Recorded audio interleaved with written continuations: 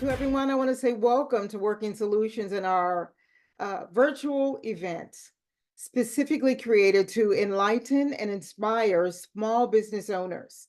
Whether you are in the ideation, the startup, early phase, or you've been in existence for a while as a business owner, this format is designed with you in mind.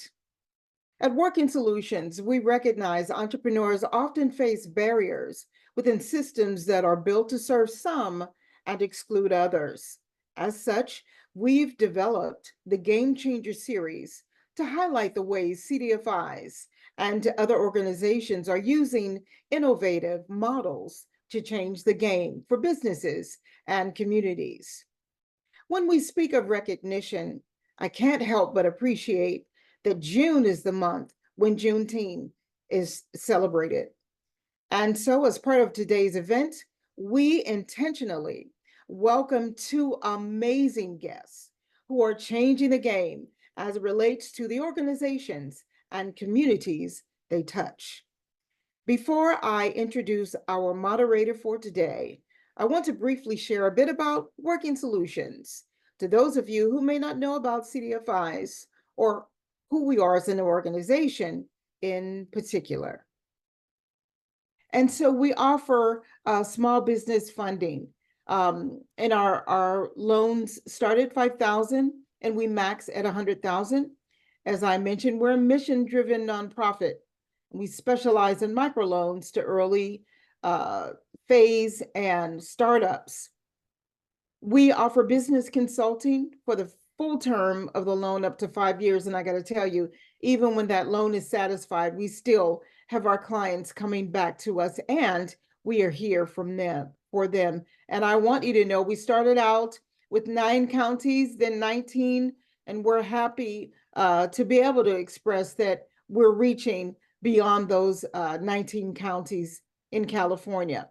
And again, we are a mission-driven nonprofit CDFI, and we are certified by the U.S. Department of the Treasury. So you can definitely trust in us. All-time impact. We have been able to serve so many entrepreneurs with 51 million in total of loans and grants. Our TA hours, 50,000 plus. The businesses that we have funded, over 28,000, 2,800, I'm sorry, and 29,000 is our average loan amount with a repayment rate of 95%. That's not bad at all.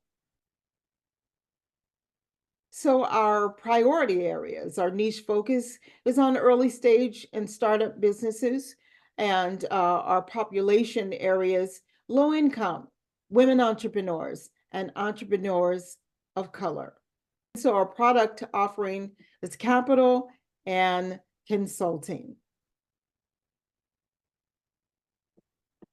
So our loan product is as such, we start at 5,000, we max at 100,000. We have 2 loan terms, our interest rates are fixed, and there is an application fee and a closing cost on the loan amount itself, as well as a personal guarantee. But there are no minimum credit scores, no minimum business revenue, no collateral needed, and no prepayment penalties.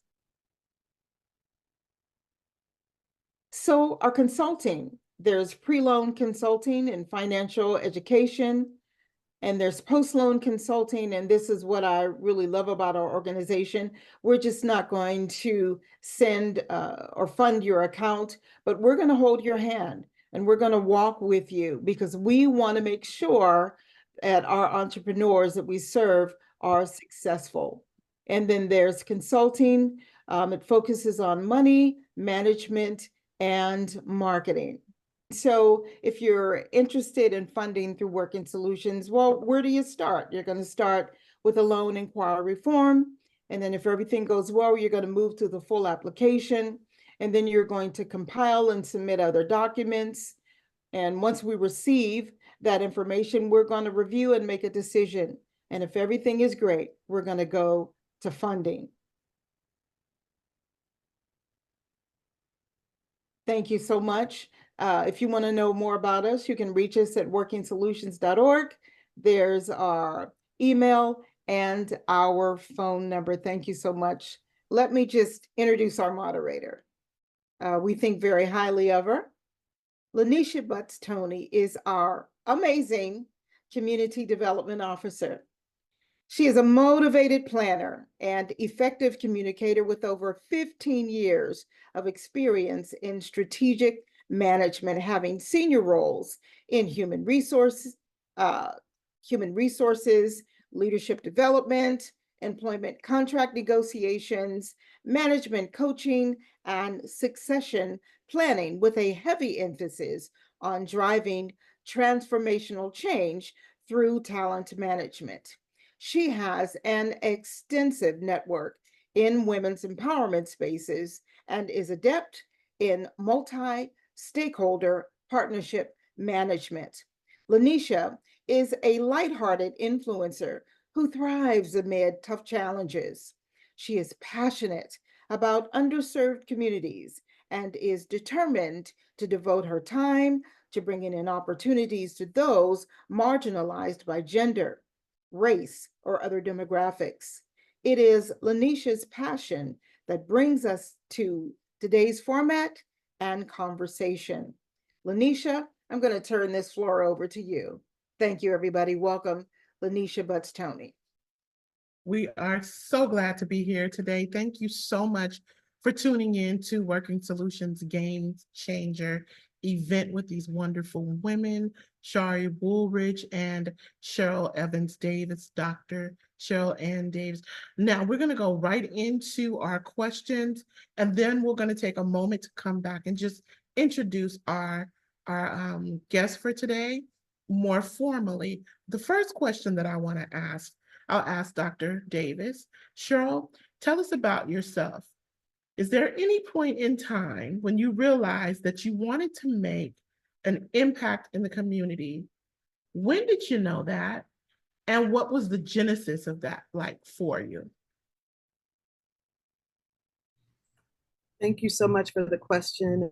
And I think first and foremost, I would really just like to thank CDFI for this opportunity to be here and share. I will say for me, I remember growing up and thinking, oh, I can't wait till I am grown and my first thing I'm going to do is make a lot of money, right? Like that was what, as a child, it was really important to me.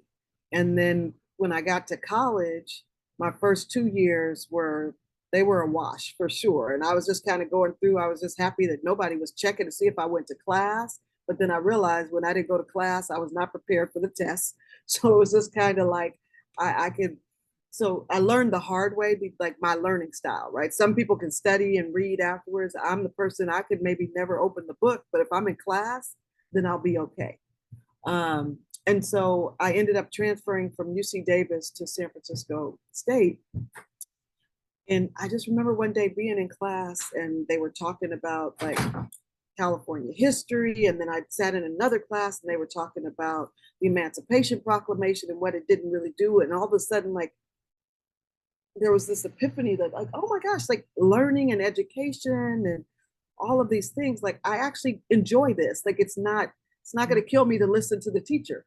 And then I ended up with this fellowship my last year of college where I'd taken all these random classes and said, what do you do with this when you have like this hodgepodge of things? And the counselor told me that I could do a liberal studies degree. And I was like, well, what do you do with liberal studies? And I ended up in this fellowship my last year of college as a teacher's assistant. And I remember it was the first time when I went into this classroom, it was in private school, they were focused on getting teachers of color in there. And it was the first time that at the end of the day, I was like, wait, the day is over. Like, it's the first job I had that I didn't like every hour go, what time is it? Right. Is this day not over yet? And then the day ended and I was like, oh my God, this is what I could do. Like, this could be a job for me. It was 3:00. It felt like it was 9:00. I had just started the day, but it was the end of the day. And I went into teaching and I went into private school. but I was working in a very affluent neighborhood and living in a very urban neighborhood. And then, as you know, Lanisha, I was going to church and I was like conflicted because I was going and living in these very poor people of color neighborhoods, but I was working in this very affluent, no people of color neighborhood. And I realized when I did vacation Bible school that we were in there talking about like the Bible. The kids were hungry. They didn't know how to read. They were grateful for attention. And to be honest, that like changed the trajectory. I went from kindergarten teacher over the course of a decade to now director of the Human Rights Commission, all because I realized that there were these, I lived maybe 10 blocks from where I worked, and literally it was a socioeconomic world apart. And I committed to like building that bridge, and it transformed like the path of life for me. That is so wonderful. And it's so funny. Just, I have to say this. I love the way that your passion manifested to your profession, number one. Number two, I also really love the way that your integrity for both the students that you taught, but also the community that you served and lived in, kind of pivoted you to this, what I call, and you all call, the dream keepers, because I didn't know that you were working with the dream keepers and you were over that until I worked at Working Solutions, was on a meeting, and I was like, oh my God, that's Sheryl Davis. Like, and so I just wanted to say in my out loud voice how your passion has really translated into the Dream Keepers Initiative, which distributes a lot of its grants through Working Solutions, and how like the tables kind of just turned from, you know, walking together, sometimes going to class in kindergarten and first grade, to now seeing you do your thing in the city for the thing that you want to do it for and for the people that you want to do it for. So we talk about impact, game changers. You are definitely living that out. Not only are you living it out, but I do watch, even in some of those Dream Keepers meetings, how many young adults are attached to what you are doing. And it is amazing. Thank you so much for that answer. Shari, I'm going to go to you. And I'm going to ask you to tell us a little bit about yourself as well. How and when did you know the world of retail slash finance was your passion? And when did you know that your passion was your purpose? Oh, great question. So thank you for asking me. I feel like I am now an elder and that I can now, share some wisdom. The other day I was talking to somebody we're talking about ages and stuff and how old our children are. I'm like, oh my God, yes, I am an elder. Okay, that's fine. So I grew up in the military, as a military family. And so we were always in Catholic school. My father definitely believed in education. And the expectation was that you go to college or you die. Those are your choices. And so we were always in Catholic school, no matter where we went. And sometimes we were the only Black family, Black students in the entire school. So fast forward, graduated from Laney. I'm like, oh, I'm going to study social studies because, the world interests me. And then I said, oh, maybe I'll just do psychology. And I graduated from San Francisco State with a BA in psychology. And then I realized, oh, Lord, I have to go to school more. No, I can't do that. So let me go find work. And I came across this management and training class from Mervyn's. I know many people remember Mervyn's as a great department store. I went in, passed the training program, and worked my way up from department manager in the stores all the way up to corporate. And at that time, numbers were very important. Either the numbers were good, that means you were making money, or the numbers were bad, that means you were losing money. And so I spent about 15 years at Mervyn's, working my way up to a senior buyer of women's fashion shoes. And now, I have this love of shoes, and my son blames the fact that he loves shoes on me, because you go into a convention center and you see nothing but shoes, you have to buy shoes. And so when I left Mervyn's, I opened up my own shoe store. I had it down in Old Oakland for about 5, 6 years. And at that time, I came across, the community of working with 100 Black women. I got introduced to them. And then when I closed my store, I got introduced to the nonprofit world. And Mhm. so using that background that I had in numbers, it became very important to me to make sure that the numbers the process of analyzing numbers in the retail world, that I was able to do that in the nonprofit world by not focusing on profits, but focusing on people. And so the numbers, you want to make sure you're impacting the number of people and what do you need to do. You want people to have better lives. And so that's how I transitioned from retail and that number part to nonprofit. And so it's very important for you to make sure that I'm making an impact on my community. And absolutely you are. And that's absolutely why you're here. And we're so glad again to have you both as our guests. Sheryl, I'm going to pivot back to you now. Um, your tagline on your LinkedIn says, infusing work and life with equality, social justice, music, and poetry. Tell us how you're mastering this. So, I often tell people, and for folks who don't know, like I've shared with folks, like I'm a woman of faith. I really believe very strongly that um, growing up in the church, more than the spiritual piece of it, actually gave me cultural pieces that, we take so much for granted nowadays. When I was in school, there was no Black history taught on a regular basis. There was no ethnic studies. There were not these pieces that taught me about, like, Maya Angelou or James Baldwin or Langston Hughes. It was Black History Month at church, where I had to learn what happens to a dream deferred, when I had to learn about Maya, when I had to learn the poems and get up on Sunday. And, I still remember the creation, like having to get up and do these things, and probably better than if I had been in a classroom, because I knew when I got up to do that speech on Sunday, I was looking for my mother, because I knew if I messed up, there was going to be a little bit of a pinch waiting for me on the other side of it, right? So I think that has stayed with me. I think that there are like these very strong cultural pieces that are very much connected to my lived experience. And so I believe strongly that I learned how to read because I had to learn these poems. I believe that I learned how to sit still because I was like, sit still, stand up, sit down, sing these songs. And so I think that it is that piece of it that I'm like, how do we bring this into other spaces? People are more inclined to remember the song you sang or Right. pieces of a poem than if you lecture. And so that work is really about even the poetry, the work of Langston Hughes actually speaks to social justice in a very succinct way that if I tried to do a speech about it, nobody would remember. But if you hear Mother to Son, life for me ain't been no crystal stair, you're more inclined to be like, what does that mean? Right?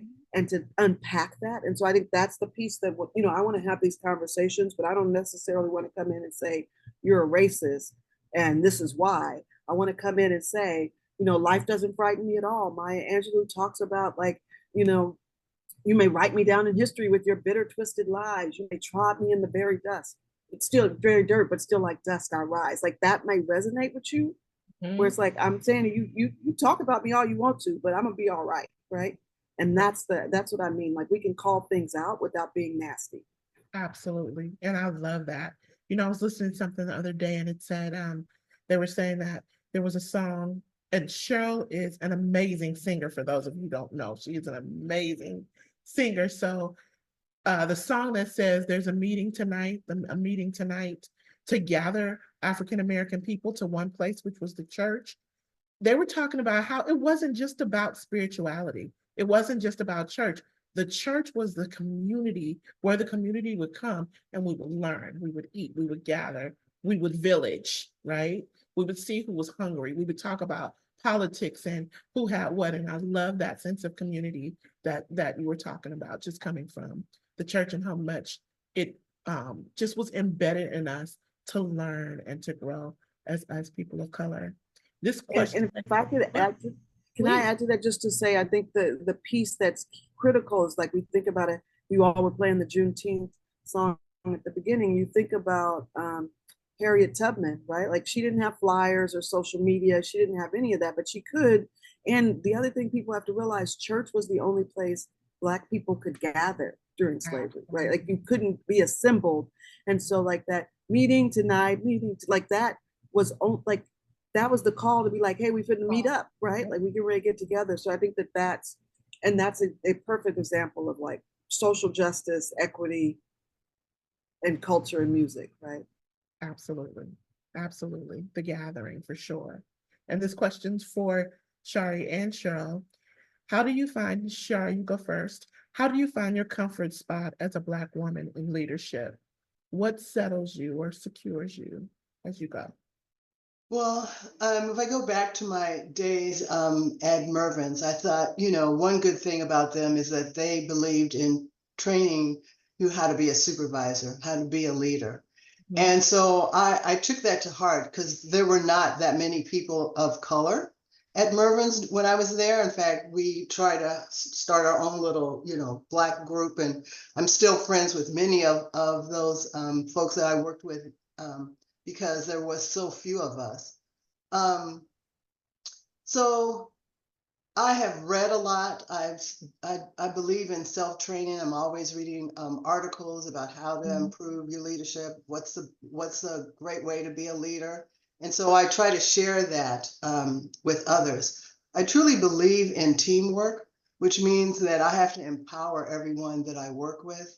I'm not one of those kind of micromanager leaders. And so for me to make sure that others are as knowledgeable as I am and that they can bring as much to the table that I can, you have to allow people to grow and you have to allow people to speak up. And so I've always been like a leader in the back. So I want people to express themselves. Yes, you're on my team, but I believe that everyone should be the expert of what area, because I know I don't know everything. Right. And so I've been leading like that for a long time. And then when I came into the 100 Black Women, being able to have a group of women that you can sit with and be real with and talk to and who understand what you're going through when you're in the workplace was very, very humbling for me and very, strengthening for me at the same time, because you need that power behind you to go out and fight the demons that are out there. So, having that to fall back on, and then, creating my own safe space of where, you can just get away from people, so I tell people I work in the garden, I sit in my backyard and let the crazy go. So that's what I do. So it's a combination of both. So good. What about you, Sheryl? Where do you find your comfort spot as a Black woman in leadership, and what settles or secures you? Yeah, I mean, I think I hear two things in that, and I think one is it has taken me a long time in terms of like finding my place in leadership in the public spaces or when you're with folks. I find it easier to speak up and fight and act on behalf of other folks more than it is on the individual self piece of it.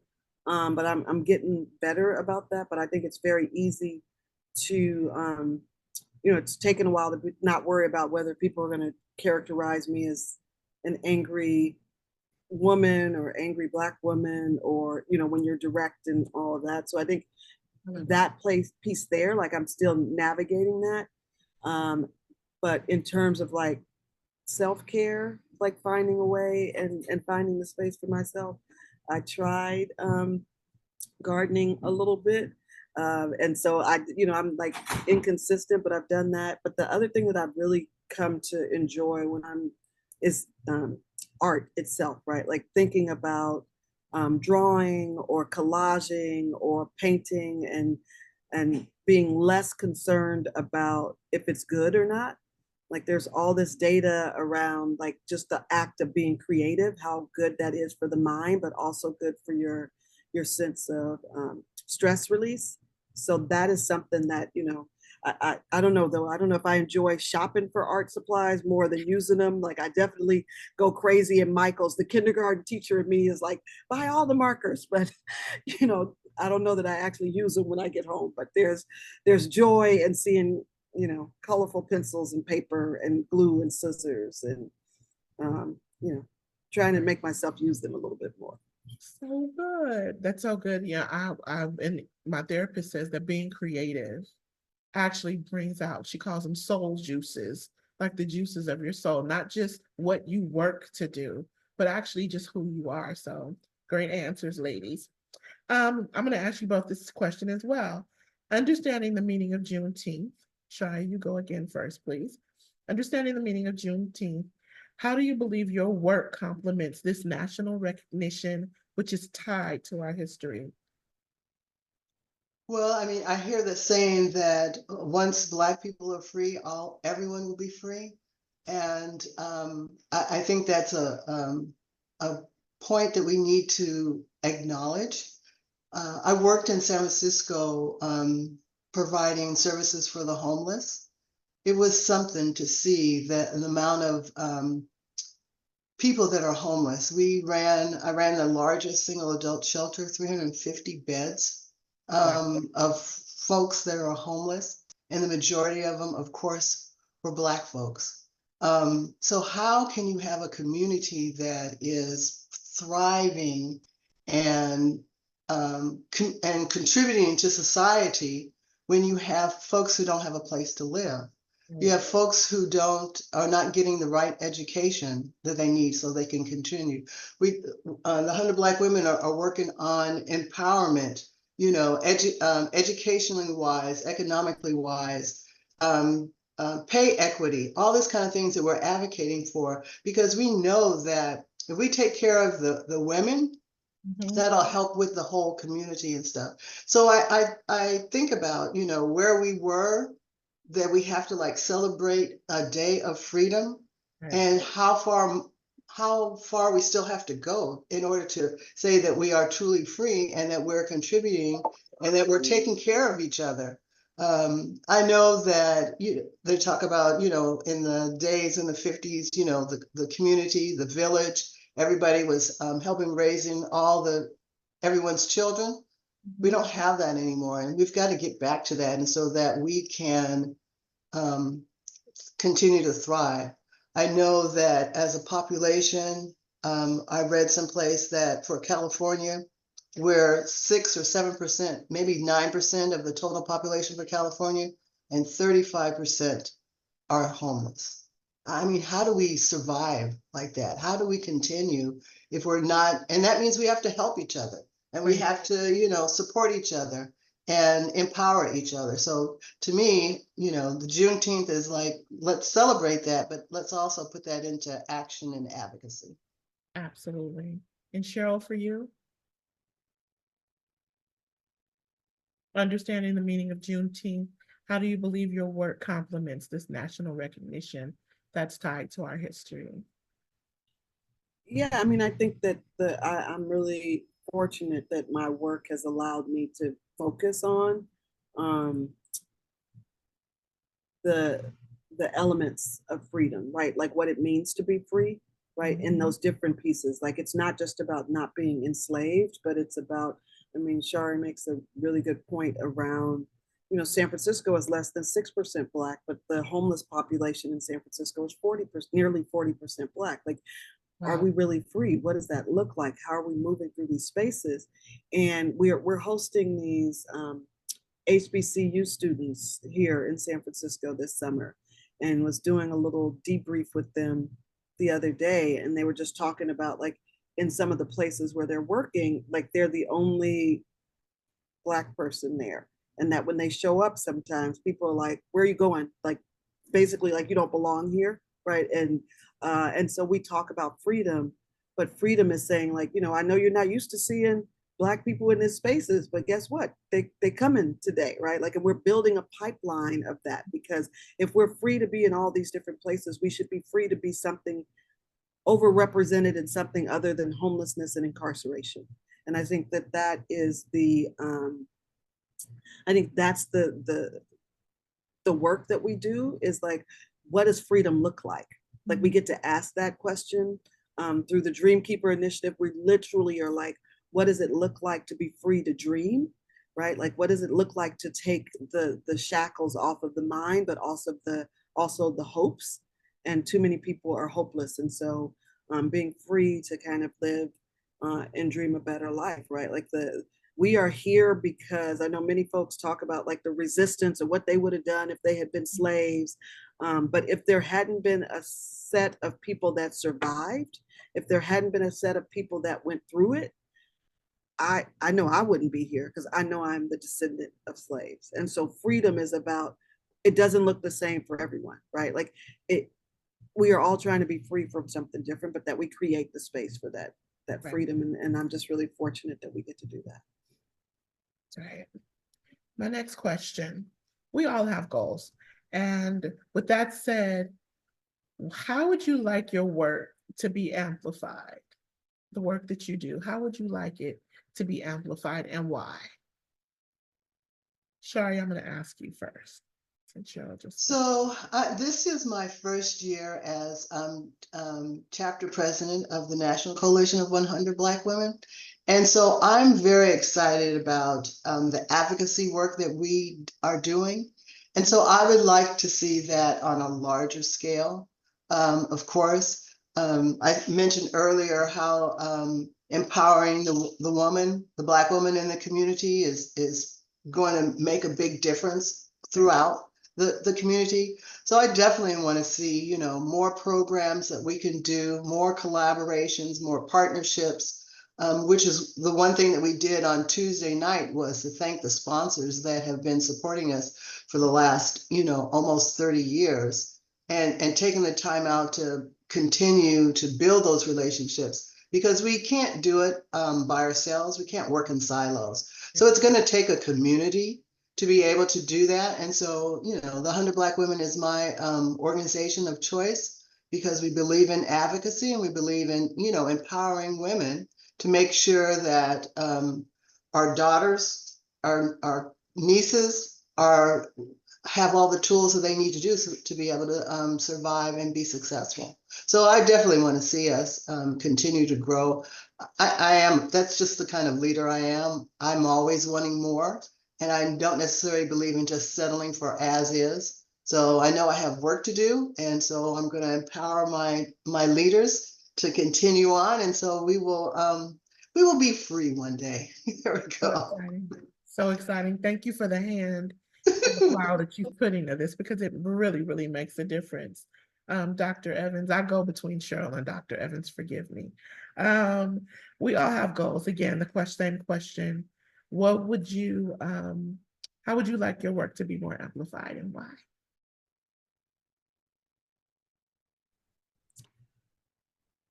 That's a really good question. It's something that I really wrestle with, right? Because I think I go back and forth between which pieces of the work and to your question, why? And like there's a portion of this that sometimes I want the work to be amplified and respected so that folks who are wanting to sow seeds or fund something, that they fund this work to support the people, right? And to invest back into community. I want to amplify the positive stories because far too often it's a negative narrative, especially about people of color. Mm-hmm. So I think that that's probably the place where I spend the most time. I think I often just worry about work being amplified because, you know, the more stuff gets up there, the more people want to make it a target or find out what's wrong with it or try and destroy it. So it's been, you know, and I want to support and elevate the stories of the community, the folks who actually do the work and lead the work. But I also don't want them to be set up to be demonized or persecuted. You know? Right, absolutely. One more question. Shari, this one's to Shari. Where you are in the world and analyzing the things that you analyze, your impact for the National Coalition of 100 Black Women, can you tell us just about some opportunities that are upcoming for the 100 Black women and how we could get connected with that? Sure. So right now we're working on our scholarship event. That's the one that's coming up closest. That's going to be on August 3rd. And this is an opportunity to highlight young women and working women also who believe in education. And so we're passing out scholarships. Not year to date, but throughout the years, we've given over $600,000 in scholarships. And sometimes it's just a small, stipend, anywhere from $1,500 to maybe $700. But all that adds up into the bigger picture when you're, starting off in college and having to buy books. And then for the working women, which are women who have taken a break on their education to either start their careers or start a family, and now they're interested in going back to school. So we also provide scholarships for them. So that's the closest thing. And then of course, next year we'll be working on our Madam C.J. Walker event, which is our business and community recognition luncheon. And this year we had it in Oakland. We've had it so many years in San Francisco. And so we had it back in Oakland because we're the Oakland Bay Area chapter. And so we were very excited. And so we're going to start working on next year's event. And we usually have anywhere from 600 to 800 people for lunch. And, the empowerment forum. So it's an opportunity to recognize women in their different fields. And so that's what we're working on. Absolutely. And a beautiful luncheon it is. It's like an amazing event of networking, of encouragement, of Yes. resources, and Yes. Absolutely fabulous. All that in a 2 hour, no, maybe 3 hour period, People say, how do you do that? It's a lot of work. It's a lot of work. And so that's all hands on deck for the chapter and stuff. But we're very happy and proud that, it has grown to this level. Absolutely. Dr. Evans Davis, I'm going to ask you about a little music now. I'm just going to pivot for a second here.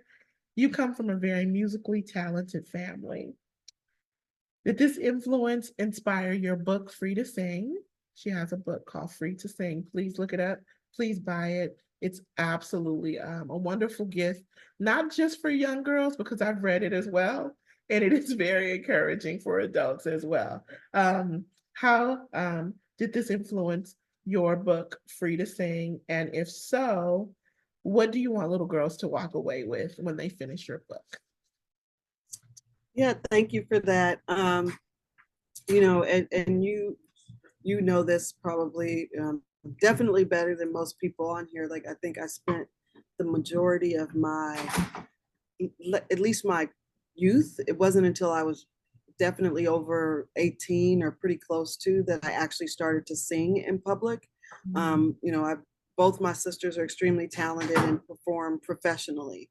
And this book for me is not just about singing, but like it is about finding your voice ultimately, and being okay with like whether you are celebrated or whether you are only just doing it for your own pleasure.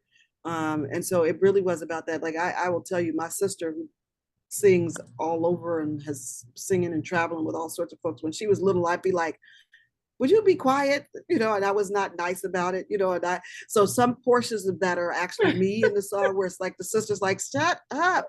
Like that was definitely me. And then to see my other sister like playing keyboard professionally, where I would just be like, oh my, could you just stop? I just, and so I know that I contributed to this kind of like, stop singing, like be quiet.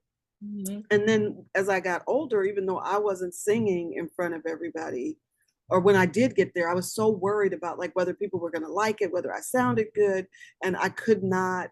It was crippling. Like I would be so terrified to sing in front of folks, so this is also the thing I wish somebody would have said to me, right, when I was growing up, right? Like there's that generation there's an age gap between me and my siblings, and so for folks who have parents who have a second set of kids, you're always like, you have different rules for them than you did for me. And so they got the kinder, gentler parents who were like, follow your dreams, do what you want. And I was the hurry up and get a degree and get a job, you know. So I think that that's the piece I'm trying to.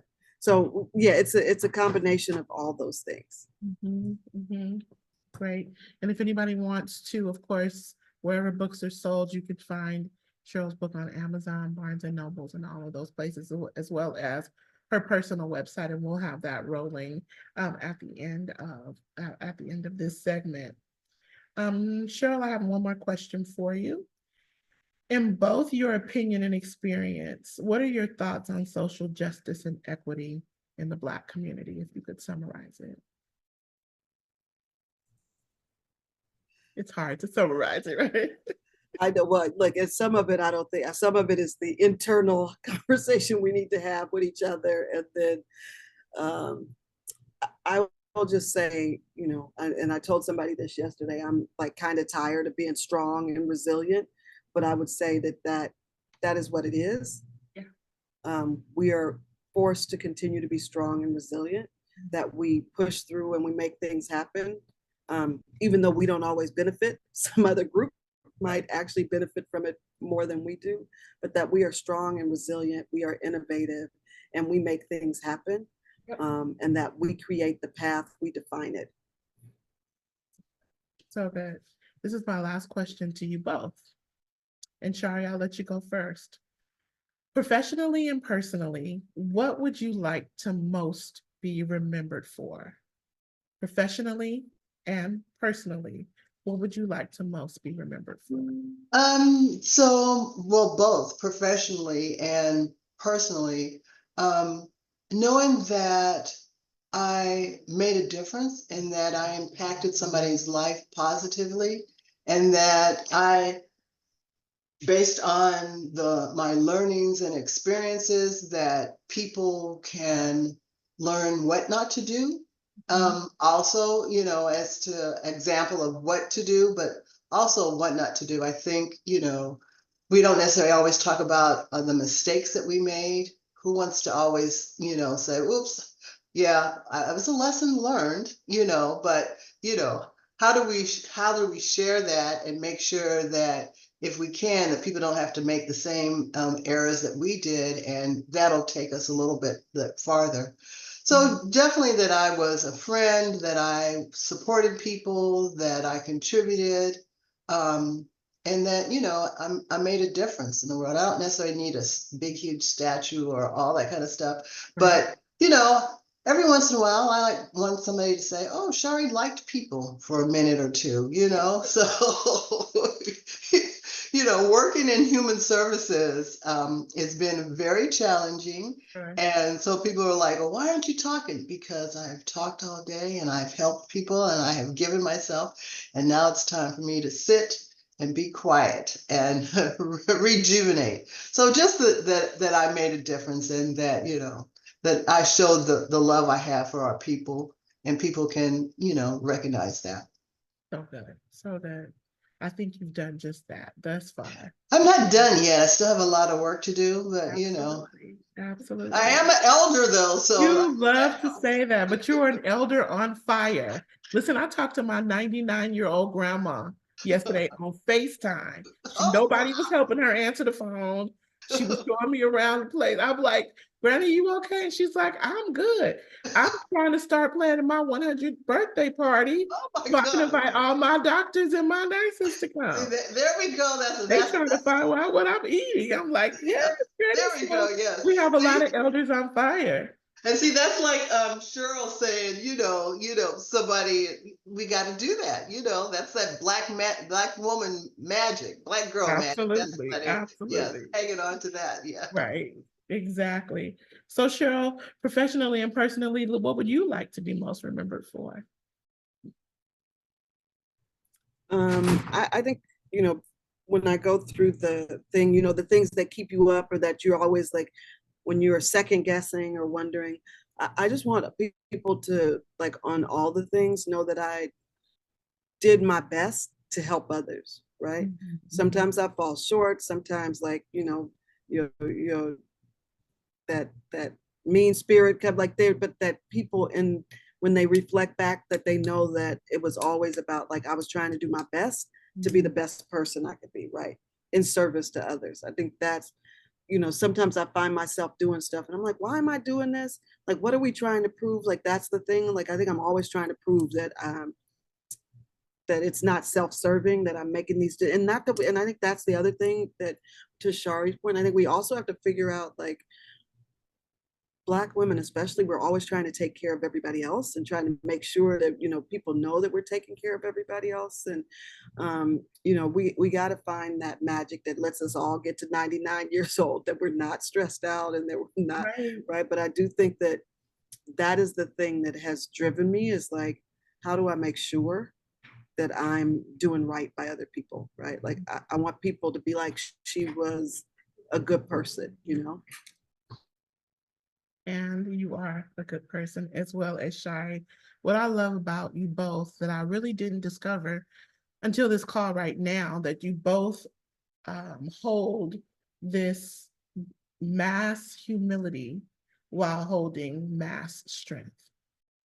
And to be able to juggle the two is a great sign of where we're headed as a people on Juneteenth and every day. But I just wanted to say thank you all both for just coming on and showing us the way that you've done it and pushing us toward, and we at Working Solutions, we love to say and we love to prove that we're first to believe in businesses, small businesses, businesses of color, and all of that. So I said that to say it was really important for us to showcase and highlight who women of color are in our community, in our everyday life, as well as just who's moving and shaking and making a difference in our communities in 2024. And so we thank you, Shari, for the work that you do.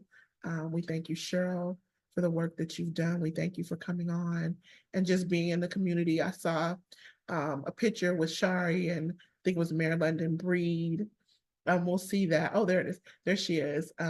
There's another picture of just her making a difference in the community. There she is with their keynote speaker, Dr. Angela Davis, earlier this year. And then you'll see Sheryl. She's in these spaces with Danny Glover, interviewing him and talking to him. And so she was highlighted in San Francisco Examiner recently this year for the fierce champion. I love that she is. And also with Dr. Cornel West.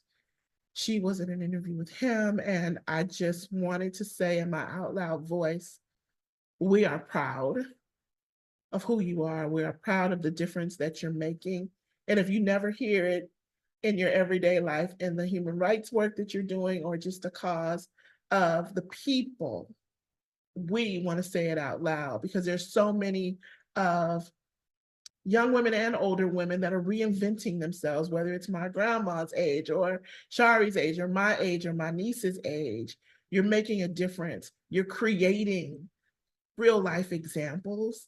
And we really, really love that at Working Solutions. So at this time of Juneteenth, we just wanted to celebrate you all, highlight you all, as well as the work that Working Solutions is doing with even our own clients.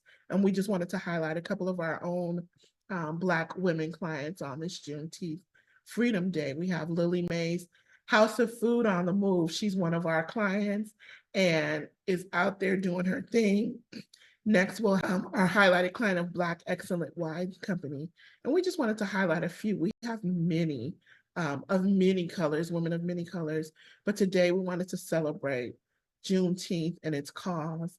And we thank you all so much for coming in and just sitting around the table with us and gathering, as our old ancestors would say, in this meeting tonight. So thank you so much for coming. We just wanted to highlight where people can reach out to you on your social media or your LinkedIn. There's Sheryl's information there, some of her business handles. She has many. And just take a moment to do that. And then for Shari's business handles, they're there And of course, if you ever need Working Solutions for any of your needs, whether it's a new business that's coming into fruition for you or a dream that you're having, if you want Working Solutions to be there for you, we are absolutely there for you. This is our information. We would love to have you. We love to help. That is one of our other taglines, is we're first to believe. We want to believe in you and your business, but we're also first to help, and we want to help in so many different ways. So please reach out to us. Thank you all for tuning in today. Thank you for all that you've gathered. Hopefully our listeners will remember you as they go and say, hey, that's Dr. Davis, or that's Miss Sheryl. I saw her with Working Solutions. So we just want to say again, until next time, may we find you better. May we always find your cupboards full, whether that's full of actual food, whether it's full of plenty, whether it's full of prosperity. Thank you for sharing these Working Solutions today. Until then, enjoy the song. We're family, and we'll see you soon.